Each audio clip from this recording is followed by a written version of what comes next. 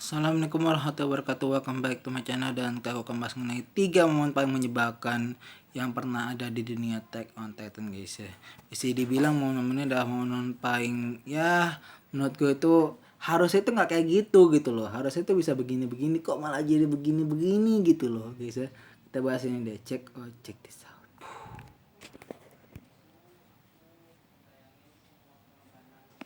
Yang pertama, kehancuran aliansi Timur Tengah di Benteng Slava akibat serangan Marley, guys ya. Bisa dibilang ini adalah scene dan momen paling salah satu paling menyebalkan menurut gua, guys ya.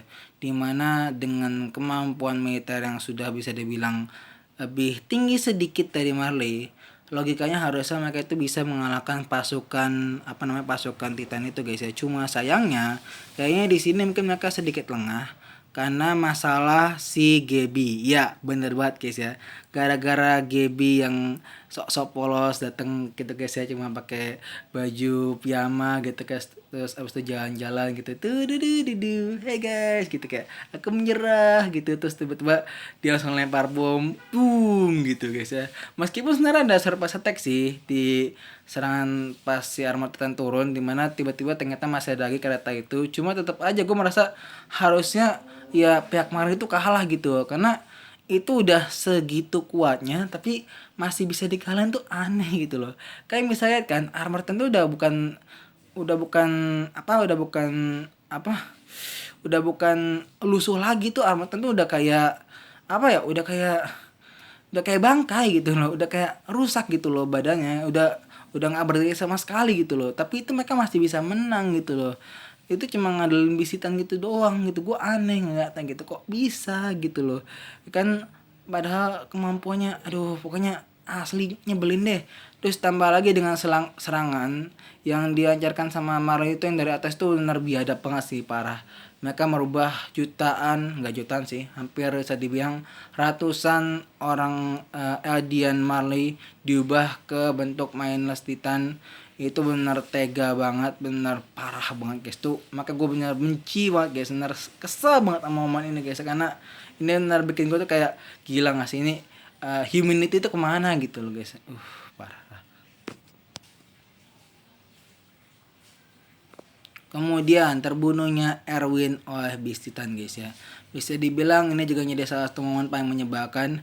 Bahkan mungkin para fans semuanya setuju bahwa ini adalah momen paling menyebalkan plus momen paling menyedihkan, guys ya. Dimana sang pemimpin utama dari Survivor Corps yaitu adalah Erwin Smith harus terpaksa tewas akibat strategi yang bisa dibilang cukup sedikit aneh, guys ya.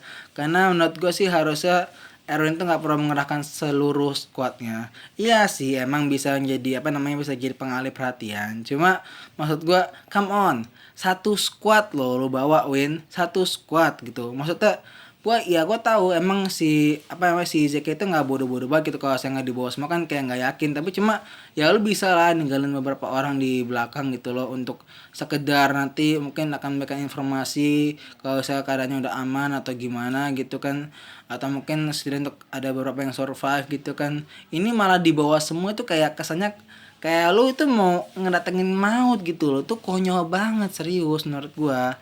Terus ditambah lagi mungkin harusnya yang ngalahin dari samping itu nggak cuma Levi doang, meskipun ya gua tahu sih kapabilitas Levi itu ya emang luar biasa. Cuma emang nggak ada lagi gitu squad di dalam squad itu yang bisa nyaingin atau setidaknya hampir sama lah sama Levi gitu untuk ngebunuh beberapa Titan sisa. Ya mungkin 3 sampai 4 orang gitu untuk ngebunuh dari samping. Jadi kayak kan Titannya kan dilihatnya begini kan nih ini kan ya Titannya. Nah jadi yang Levi itu dari sisi kiri, mungkin ada lagi yang dari sisi kanan gitu. Jadi pokoknya kayak ngepung gitu loh, guys ya. Jadi begitu kedua sisi itu selesai, langsung si Titan itu kayak langsung terpojok gitu. Menurut gua harusnya begitu lebih bagus ketimbang cuma nyuruh Levi sendirian dan masih menyisakan satu sisi gitu. Kayak menurut gua kayak ada yang kurang gitu loh.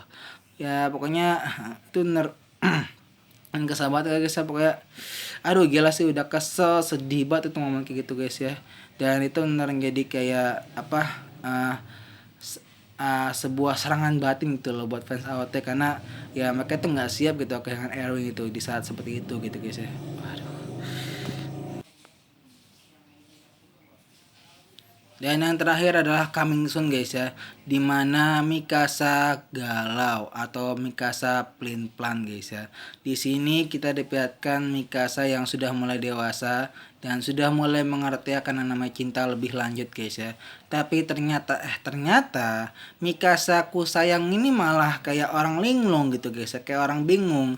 Dia itu hubungan itu mau apa sama Eren gitu, mau jadi keluarganya Eren atau mau jadi pacar atau istrinya Eren gitu loh. Gua heran gitu loh.